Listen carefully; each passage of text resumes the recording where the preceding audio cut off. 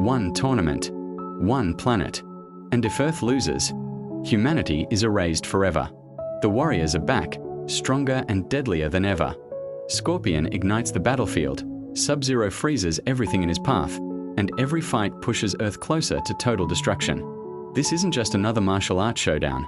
It's an all-out war where every punch, every blade, and every fatal mistake could decide the fate of millions.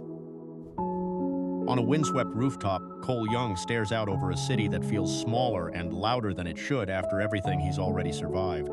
He's older now, the fresh cuts of his rookie days replaced by scar lines that map a life he didn't exactly choose. He carries the weight of being Earthrealm's reluctant champion, the kind of guy who wants normal but keeps getting pulled into extraordinary punches. And honestly, you can't help but root for him. He's that mix of grit and sarcasm that makes you believe the underdog could actually swing the day. The story picks up after the first round of chaos and a fragile peace. Earthrealm isn't safe, Shao Kahn's shadow looms larger than it did before, and Outworld has been biding its time. The leaders of both realms trade threats and omens, and the old rules of Mortal Kombat, those ancient, obscene contracts and tournaments, start to click back into place. The film wastes no time in reminding us that victories have costs. Raiden, the Thunder God, is quieter and wiser than before. He's desperate and human in the way gods can be when they genuinely care. He tries to thread the needle between preparing champions and keeping them alive. He pushes Cole and the others, knowing well that this time the stakes are not only titles but survival. Cole's arc is front and center. He's recovering from the last film's wounds and the loss of certain mentors, trying to piece together what it means to be a leader. He's still haunted by those intimate failures, sleepwalking into fights, waking up to new scars, but he also grows into someone who can make the hard calls. His relationship with Sonya Blade deepens here. She's not a plot ornament, but a warrior with a life and grief of her own. She's in the thick of military politics and parenting awkwardness at the same time, which humanizes her in a really satisfying way.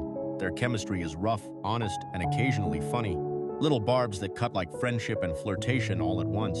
Sonya's story threads with Cole's. She's trying to protect people while admitting she's terrified of losing them. Across the multiversal map, we meet a slew of returning and new faces. Liu Kang is no longer a simple monk in humble robes. He's a figure shaped by destiny and duty, someone learning to step into a myth larger than himself. Kung Lao returns, sardonic and sharp, the teammate you want in a bar brawl in a tournament. Scorpion's rage stays palpable. This movie understands that vengeance is not a passing mood but an identity, and Sub-Zero is colder, more haunted, but also a figure who, through brief glimpses, shows the possibility of redemption. There's also a surprising, welcome expansion of female fighters and nuanced villains. Kitana is given agency beyond bladed fan work, and Melina is introduced as a chaotic force that's equal parts dangerous and empathetic in her own warped way.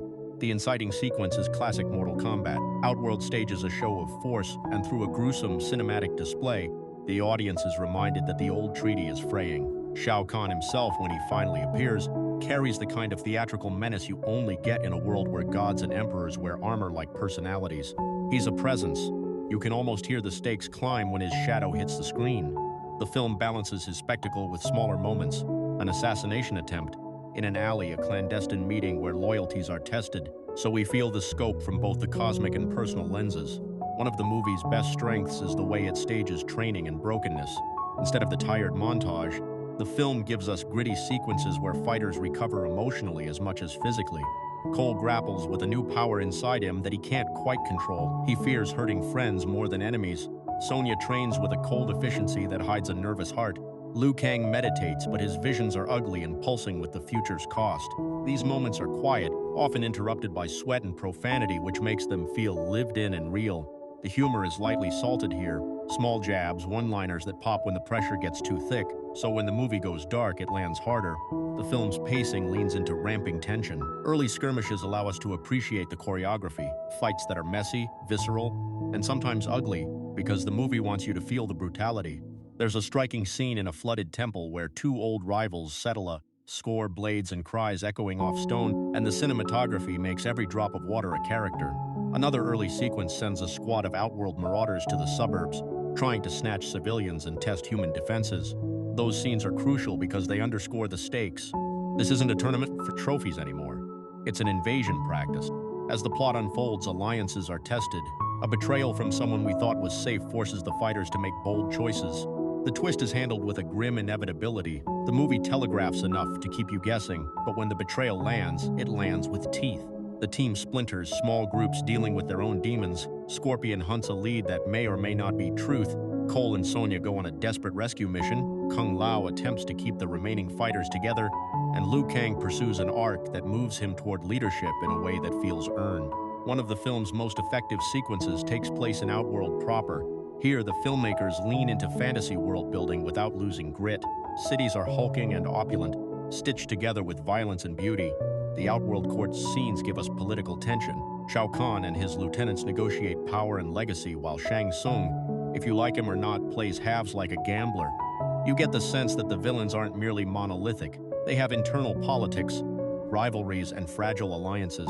That nuance makes the enemy more interesting and the eventual showdown more meaningful. The Mortal Kombat tournament itself feels tactile and consequential. The movie resists turning it into a mere spectacle. Each match carries backstory, personal stakes, and character growth. Some fights are knockout crowd pleasers, like a duel between a veteran warrior and a rising star, while others deliver emotional closure. There's an arena fight where Cole must face a mirror of his earlier self, a brutal choreography of mistakes, learning, and finally making the conscious choice to protect rather than dominate. That moment is a centerpiece for his character. He grows from reactive survivor to deliberate champion. Sonya gets a standout arc too. She's not boxed into vengeance or romance. Instead, she's a strategist, a mother, and a soldier, all at once. There's a tense rescue where she runs into a comrade's moral dilemma and has to choose between protocol and compassion. The film rewards this. Rather than making her a sidekick, it makes her a pillar. The banter between Sonya and Cole is crisp, kind of like two people trying to coordinate a fight plan while simultaneously arguing about who forgot to buy groceries.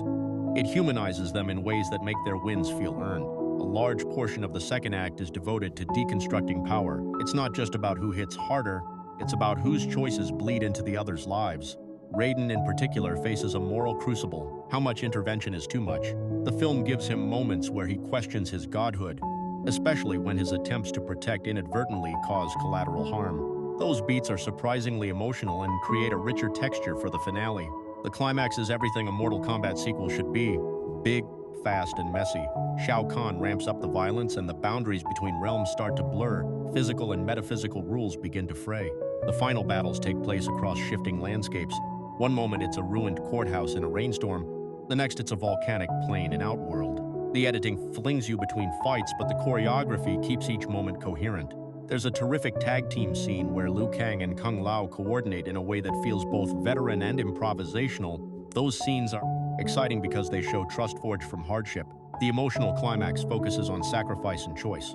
Cole faces an impossible decision: use a power that could end the threat but at a cost he can't ignore, or find a less destructive path that risks everything and everyone. He chooses the harder path because the movie wants to validate the messy heroism of people who don't want to be gods. It's a trope, yes, but the film handles it with restraint and real human stakes, which makes the payoff land emotionally.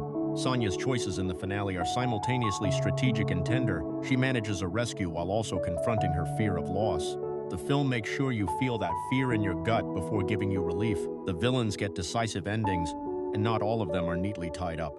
Some pay with their lives, some with exile, and some with consequences that hint at future trouble. Smart, because it keeps the world alive beyond this narrative.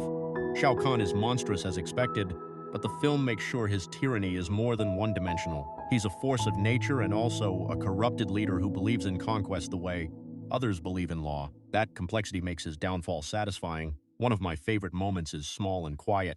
After the larger explosions and personal losses, there's a short scene where the survivors sit and share a meal. It's not heroic, it's messy, awkward, and human. They joke, they argue, and for a second the world feels like it might be okay. Those closing beats, simple and almost domestic, remind you why you cared about these fighters in the first place.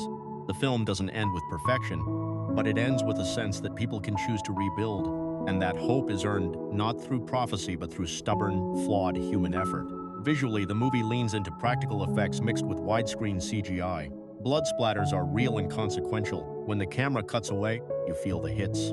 The sound design is relentless. Fists have weight, swords have a musical cruelty, and the score swells with moments that are almost operatic.